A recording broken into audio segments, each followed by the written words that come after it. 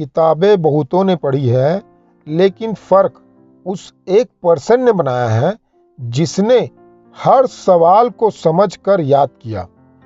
चलिए आज 25 ऐसे सवाल करते हैं जो आपके नर्सिंग एग्जाम 2025 में 100% आने वाले हैं। नमस्ते भविष्य के हेल्थ वॉरियर्स, मैं हूं विजय और आज हम सीखेंगे वो सवाल जो सिलेक्शन और रिग्रेट के बीच फर्क पैदा करता है। हर सवाल के साथ कॉन्सेप्ट भी क्लियर करेंगे, क्योंकि कॉन्सेप्ट याद रहेगा तो आंसर कभी नहीं भूलेगा। क्वेश्चन नंबर 1, कोलेरा की मुख्य रोकथाम क्या है? इसका राइट आंसर है option number B, safe drinking water and sanitation. Cholera की रोकथाम का सबसे प्रभावी तरीका स्वच्छ पेयजल, उचित स्वच्छता और हाथ धोना है। दूषित पानी और भोजन इसका मुख्य कारण है, इसीलिए जल शुद्धिकरण और खुले में शौच न करने से इसका प्रसार रोका जा सकता है। क्वेश्चन नंबर 2, डायरिया में सबसे महत्वपूर्ण उपचार क्या है? इसका राइट आंसर है option number B, ORS oral dehydration solution.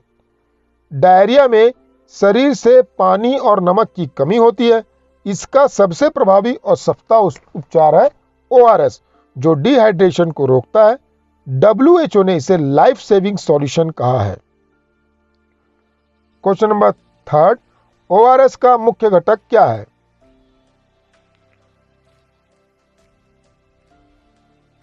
इसका राइट आंसर है option number B, sodium chloride glucose, potassium chloride citrate. ORS में sodium chloride, glucose, potassium chloride और साइट्रेट होते हैं। ये शरीर के खोए हुए इलेक्ट्रोलाइट्स और फ्लूइड्स की पूर्ति करते हैं। सही अनुपात में यह शरीर में पानी के अवशोषण को बढ़ाता है। Question number 4, vitamin A deficiency किस रोग से जुड़ी है?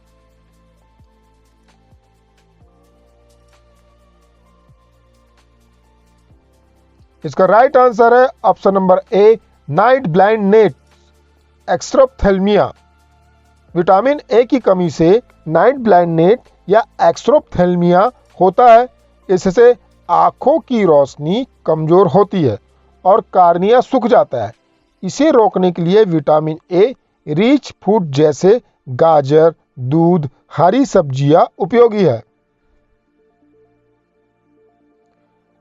क्वेश्चन नंबर 5, आयरन डेफिशिएंसी किस रोग का कारण बनती है? इसका राइट आंसर है ऑप्शन नंबर बी, अनेमिया।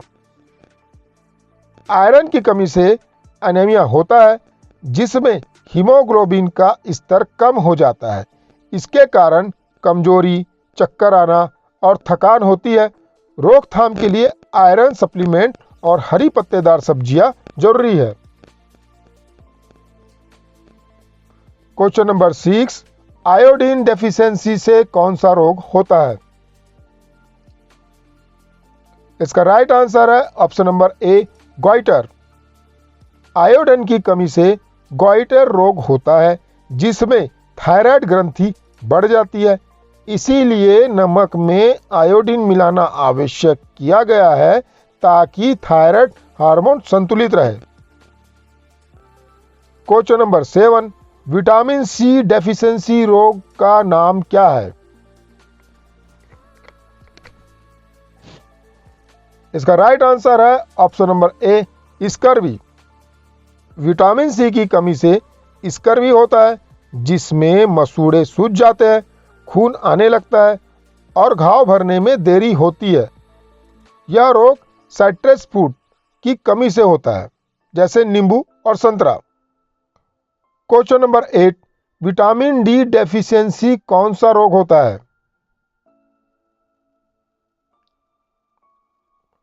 इसका राइट आंसर है ऑप्शन नंबर ए, रिकेट्स, जो कि बच्चों में होता है। ऑस्टोमेलिसिया, जो कि एडल्ट में होता है। विटामिन डी की कमी से बच्चों में रिकेट्स और वयस्कों में ऑस्टोमेलिसिया होता है। इसमें हड्डियां कमजोर और मुड़ जाती है। सूर्य की रोशनी विटामिन डी का प्रमुख स्रोत है। याद रखिए, नोट्स नहीं, कंसिस्टेंसी सिलेबस खत्म करती है। हर दिन थोड़ा पढ़िए, हर सवाल रिवाइज करिए, क्योंकि यही छोटी छोटी मेहनतें सिलेक्शन लेटर में बदल जाती हैं। क्वेश्चन नंबर 9, प्रोटीन डेफिशिएंसी का मुख्य रोग कौन सा है? प्रोटीन की कमी से क्वाशियोरकर होता है। इसमें शरीर में सूजन, बाल झड़ना और भूख कम लगना जैसे लक्षण दिखते हैं। बच्चों में यह सबसे आम है। क्वेश्चन नंबर 10, प्रोटीन कैलोरी माल न्यूट्रिशन में दो मुख्य रोग कौन से हैं? इसका राइट आंसर है ऑप्शन नंबर बी, मैरास्मस और क्वाशियोरकर। प्रोटीन कैलोरी माल न्यूट्रिशन के दो प्रमुख रूप हैं, मैरास्मस कैलोरी डिफिशिएंसी और क्वाशियोरकर प्रोटीन डेफिशिएंसी। ये 5 वर्ष से कम उम्र के बच्चों में अधिक पाए जाते हैं। Question number 11, mid day meal programme का मुख्य उद्देश्य क्या है?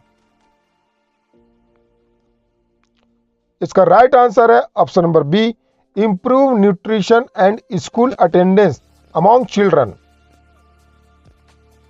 मिड डे मील प्रोग्राम का उद्देश्य है बच्चों में कुपोषण को कम करना और स्कूल उपस्थिति बढ़ाना। इससे बच्चों को संतुलित भोजन और अध्ययन में ऊर्जा मिलती है। क्वेश्चन नंबर 12, आईसीडीएस प्रोग्राम का पूर्ण नाम क्या है?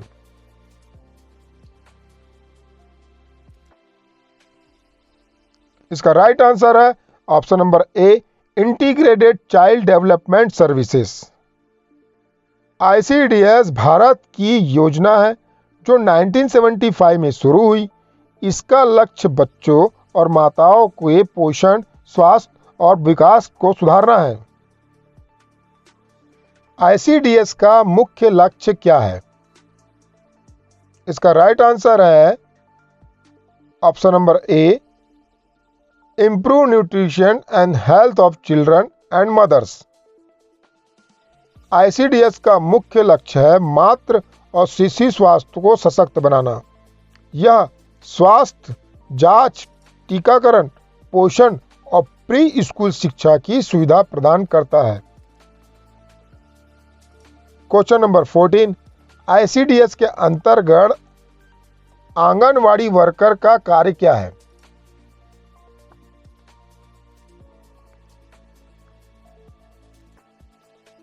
इसका राइट आंसर है option number B, nutrition education and supplementary feeding.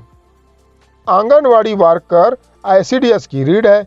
उनका कार्य है बच्चों और माताओं को पूरक आहार देना, टीकाकरण में मदद करना और पोषण शिक्षा प्रदान करना।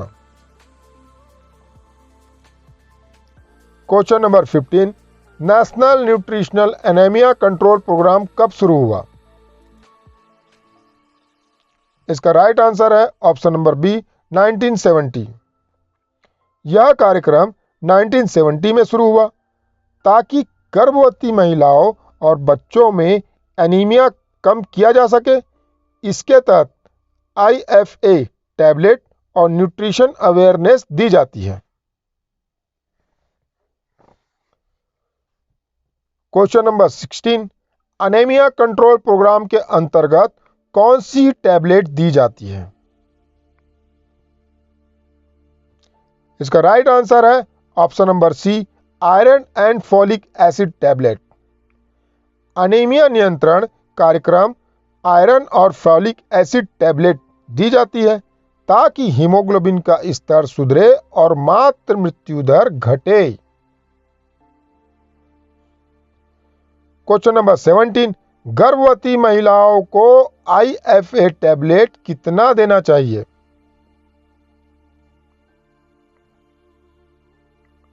इसका राइट आंसर है option number C, 100 days minimum. Anaemia की रोकथाम के लिए गर्भवती महिलाओं को कम से कम 100 दिन तक IFA टैबलेट दी जाती है। गंभीर अनीमिया होने पर यह अवधि 6 महीने तक बढ़ाई जाती है। क्वेश्चन नंबर 18, पोषण अभियान कब लॉन्च किया गया? इसका राइट आंसर है ऑप्शन नंबर सी, 8 मार्च 2018 को। पोषण अभियान या नेशनल न्यूट्रिशन मिशन 8 मार्च 2018 को लॉन्च किया गया। इसका उद्देश्य कुपोषण, स्टंटिंग और अनीमिया को कम करना है। क्वेश्चन नंबर 19, पोषण अभियान का लक्ष्य क्या है? इसका राइट आंसर है option number A, reduce stunning, under nutrition and anaemia in women and children. पोषण अभियान का लक्ष्य है 2025 तक महिलाओं और बच्चों में स्टंटिंग, कुपोषण और एनीमिया को 2 से 3% वर्ष की दर से कम करना। अगर अब तक वीडियो मददगार लग रहा है तो एक छोटा सा लाइक दे दीजिए ताकि मुझे पता चल सके कि मेरी मेहनत आपकी मेहनत के साथ जुड़ रही है। Question number 20, national prophylaxis programme for blindness का मुख्य न्यूट्रिएंट्स कौन सा है? इसका राइट आंसर है option number A, vitamin A. यह कार्यक्रम विटामिन ए डेफिशिएंसी से होने वाले अंधत्व को रोकने के लिए है। इसमें 9 महीने से ऊपर के बच्चों को विटामिन ए की खुराक दी जाती है।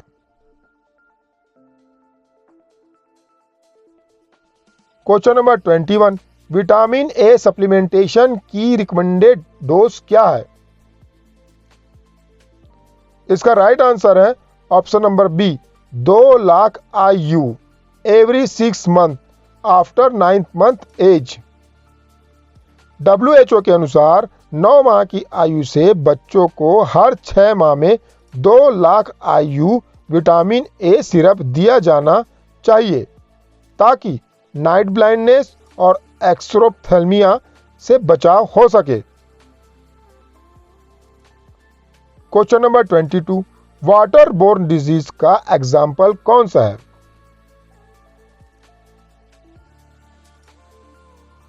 इसका राइट आंसर है option number B, cholera. Cholera पानी से फैलने वाला रोग है जो वैब्रियो कोलेरा से होता है। दूषित पानी और खराब स्वच्छता इसके मुख्य कारण हैं। क्वेश्चन नंबर 23, एयरबॉर्न इन्फेक्शन का एग्जाम्पल कौन सा है? इसका राइट आंसर है option number B, measles tuberculosis. Airborne disease जैसे टीबी और मेजल्स हवा के माध्यम से फैलते हैं। संक्रमित व्यक्ति के खांसने या छींकने से रोगाणु हवा में फैल जाते हैं। Question number 24, vector borne disease का एग्जाम्पल कौन सा है? इसका राइट आंसर है ऑप्शन नंबर ए, malaria dengue. Vector borne disease मच्छरों या अन्य कीड़ों के माध्यम से फैलते हैं जैसे मलेरिया एनाफिलिस और डेंगू एडिस। इनके नियंत्रण के लिए स्वच्छता और मच्छर नियंत्रण आवश्यक है। Question number 25, food borne disease का एग्जाम्पल कौन सा है? इसका राइट आंसर है ऑप्शन नंबर ए, typhoid food poisoning. Food borne disease दूषित भोजन के सेवन से फैलता है। टाइफाइड और फूड पॉइजनिंग इसके सामान्य उदाहरण हैं। स्वच्छ भोजन और सही तापमान पर पकाना आवश्यक है।